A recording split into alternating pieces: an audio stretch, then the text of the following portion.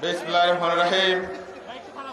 ঢাকা মহানগর দক্ষিণের আজকের এই সভার সম্মানিত সভাপতি, মহানগর বিএনপির সংগ্রামী আহ্বায়ক জননেতা বীর মুক্তিযোদ্ধা আব্দুল সালাম, প্রধান অতিথি হিসেবে উপস্থিত রয়েছেন আমাদের প্রিয় নেতা, বাংলাদেশ জাতীয়তাবাদী দল জাতীয় স্থায়ী কমিটির অন্যতম সদস্য,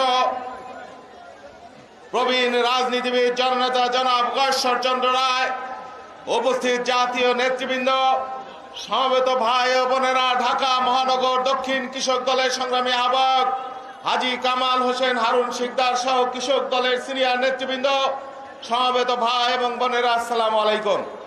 প্রিয় বন্ধুরা, গোটা 15 বছর যাবত বাংলাদেশটাকে একটি ফ্যাসিবাদী শোষক গোষ্ঠী, বাকশালী গোষ্ঠী একটি আবর্জনার ভাগাড়ে পরিণত করেছে। প্রতিবাদ করলেই হামলা, প্রতিবাদ করলেই জেল, জুলুম, পীড়ন। বেগম খালেদা জিয়া যার সাথে নীতি দিয়ে পারেন না, যার সাথে জনপ্রিয়তা দিয়ে পারেন না, যার সাথে তার ব্যক্তিত্ব দিয়ে পারেন না, কি কারণে খালেদা জিয়ার উপর আপনাদের প্রতিহিংসা আমরা জানি। বেগম খালেদা জিয়া আমরা জানি তিনি কি কারণে তাকে মুক্তি দেওয়া হচ্ছে না। বেগম খালেদা জিয়া যদি মুক্তি পান, এই নয়াপল্টনে আসেন, এই অঞ্চলে জায়গা, মানুষের জায়গা দেবার জায়গা থাকবে না।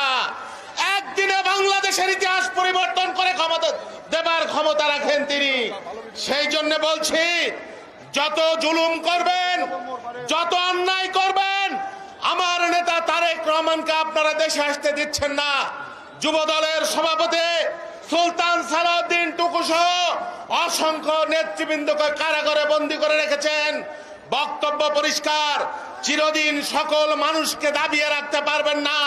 বাংলাদেশের মানুষ জেগে উঠবে, বেগম খালেদা জিয়া মুক্তি পাবে, তারেক রহমান বাংলাদেশে আসবে, সুলতান সালাউদ্দিন টুকু মুক্তি পাবে।